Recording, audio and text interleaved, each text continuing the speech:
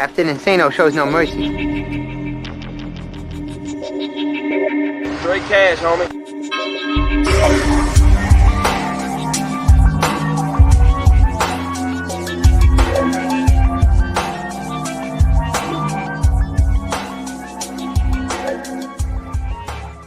Hold on to your butts. What's up, everybody? Welcome back to the Basic Monsters Game Day Podcast. I'm Ivan Vargas. That's Luke Nettles. Halftime. It is 17-14, and it shouldn't be that. It really shouldn't be that. A big play to Robert Woods for over 30 yards at the end of the half, and they were able to clock it down. The Rams were able to get down and spike the ball to stop the clock and kick the field goal that put them up 3 points going into halftime.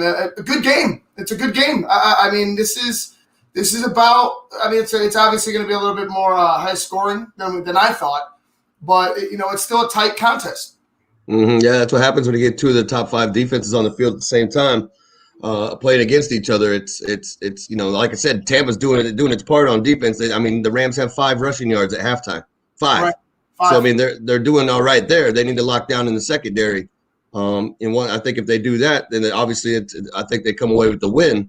Because that last play to Robert Woods should have never happened. But like I said, that is what it is. Rams got the field goal. We'll come back out in the second half and see what's going on. I do like the fact that the offense is kind of going at Jalen Ramsey. Mm-hmm. I feel like Jalen Ramsey is an emotional player, and I feel like he could get hopped up and sometimes almost become his own worst enemy, just because he gets so amped up about things. Right. So I like the fact that they're going at him. Just like we said in the pregame, continue going to Mike Evans. I mean, the guys that touchdown that he fought for was all him. You know what I mean? That was just straight will and determination. That was it. So I would say feed him. Right, and you're right about Jalen. He plays with so much emotion. I mean, he obviously loves to play football. Mm-hmm. He plays with so much emotion that sometimes you could get him off his game. You could catch him in maybe a personal foul. Mm-hmm. Getting in your face or doing a reaction, or you could possibly beat him with Mike Evans, consistently, and hopefully you get a pass interference, and they've attacked with Mike Evans, like I said earlier in the show in the pregame. I would go right with Mike Evans. I mean, you put your number one on your number one, and I mean you have to watch let the battle unfold. But right now, Mike Evans has gotten the better of Jalen Ramsey. I feel like. Yeah, no, I think the BUCS game plan is all right. I mean, like they're able to run the ball a little bit. They're spreading the ball to everybody. They're not just honing in on one person. Obviously, I think Mike's probably got the most yards out of everybody. Antonio's got 38. Mike's got 30. Yeah. Okay, I was gonna say I know AB's got quite a few to him today too, but I think that. They just got to keep doing what they're doing, man. The offense is fine. I think they've got the right call there. It's just that defense, that secondary needs to bite down because the front seven, they're doing their part. They're stopping them.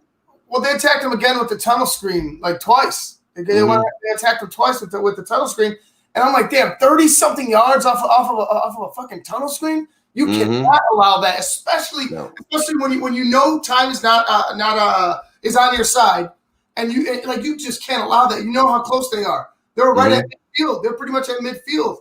You can't allow that. That was a total breakdown in coverage. And I feel like, I mean, they ran it well. Don't get me wrong, they ran it well. But you got to come down. You got to recognize that shit. Come down and stop. That might also been a couple guys thought, okay, we're close enough to the half. We can put it in cruise control now.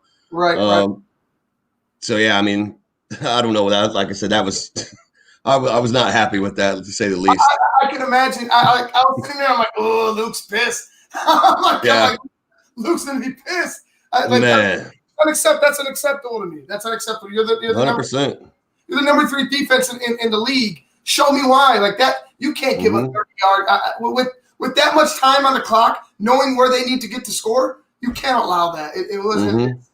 That's no good for that Tampa Bay BUCS defense. But the stats for the game, we got Jared Goff leading the way passing, 21 for 25, 212 for the yards and 2 touchdowns. And you got Tom Brady, 16 to 24, 119 yards, 1 touchdown. Ronald Jones, 7 carries, 15 yards, followed by Fournette, 2 for 3 and a tutty. And then on the other side, like you said, 5 rushing yards. I mean, four backs have touched the ball. Well, 3 backs and the tight end Higbee. But like I said, look at Henderson, 3 carries, 4 yards. Woods. I'm sorry, Robert. So you gave it to you gave it to a tight end and a receiver instead of your running back. That's weird. That's why I don't understand why the Rams aren't trying to attack. To me, that's some Matt Nagy stuff. You just let your receivers be your running backs. Come on now, coach. Like, I don't trust that. You got 3 of those dudes. You got 3 good running backs. Good running backs. You don't find that very often. Why are you using them? Are you trying to save them for late in the game? I mean, I don't understand. Like, you better hope that Tampa Bay, because they're like Tampa Bay's right there. I feel like Tampa have the lead, but the Rams keep getting breaks. Yeah, I mean, it's there's a couple 3 outs, a couple missed passes. Luckily they avoided the one turnover by Jefferson. Almost caught that interception. They got lucky there. Tom's gonna have to continue to be. He's gonna have to be on point, man. And I feel like they need to get Gronk more busy in the middle of the field, like we talked about the pregame. To continue to run it. Don't shy away from that. And then, I mean, obviously it looks like AB and Evans are the guys that are doing it. But I'd like to see a little more Godwin and a little more Gronkowski. Well, we said 30 rushes for the BUCS would be good. Or even 25. 20 to 25 rushes.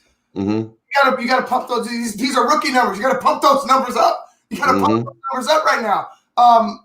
Other than the lapse in defense, defensive execution on that last play before the kick, I feel like they're right where they want them. The BUCS, they just need to execute. They need to go out and execute. The Rams are just they caught a break. You know what I'm saying? They caught a break. I thought the BUCS should have tried to put more of an emphasis on scoring there at the end. You know what I mean? I felt like they took that deep shot and they were like, oh, you know what? We didn't get the deep ball. Let's just pack it up and go into halftime. And I'm like, wait a minute. You know the Rams can score with you, right? Like you know they have weapons to score with you, correct? Why the hell are you going to go pack it in? It didn't make sense to me. Yeah, no, I agree. But the other thing I'd like to see, I'd like to see a little more rush. I mean, Devin White is lighting it up. I mean, that guy's everywhere.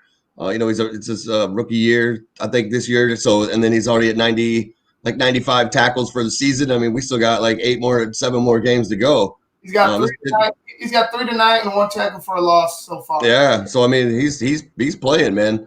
And like I said, if he's already got that, I mean, we got 6-7 more games to go. By the time he gets done with those, I mean, he could easily be looking at 150, 160 tackles on the year.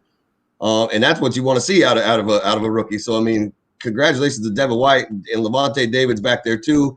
Shaq Barrett's put a little pressure.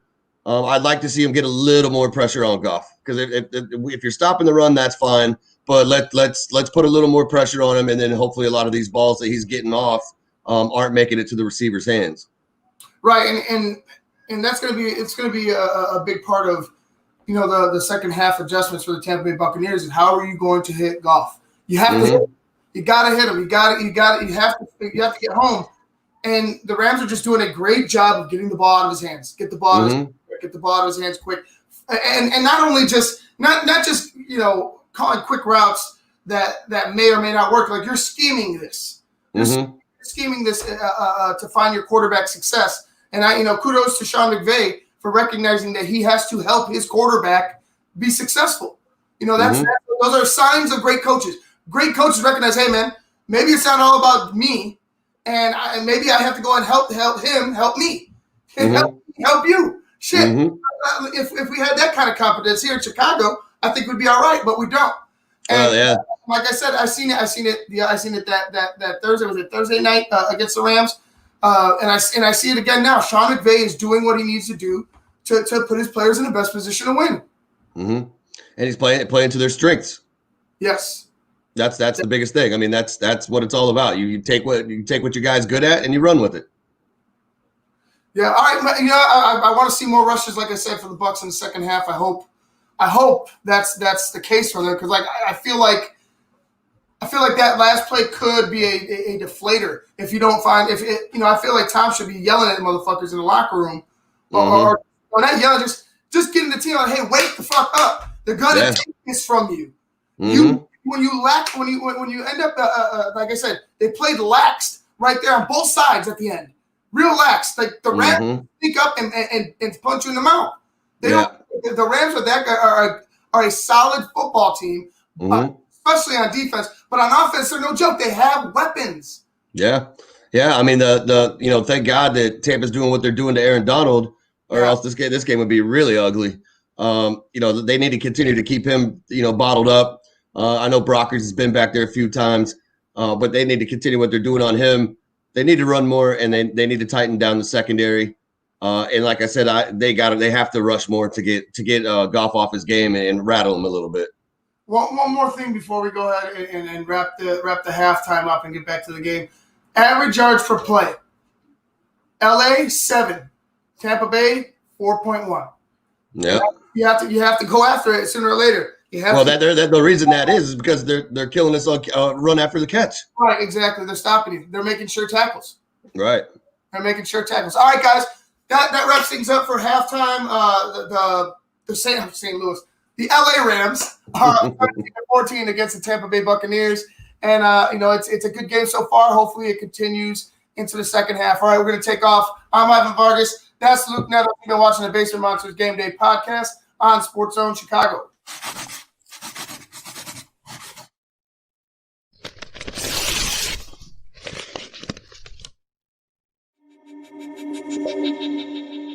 Captain Insano shows no mercy. Straight cash, homie.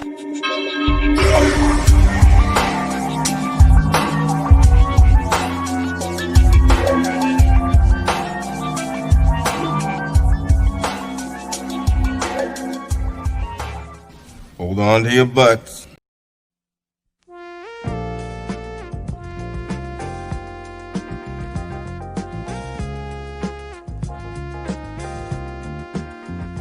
I just heard my favorite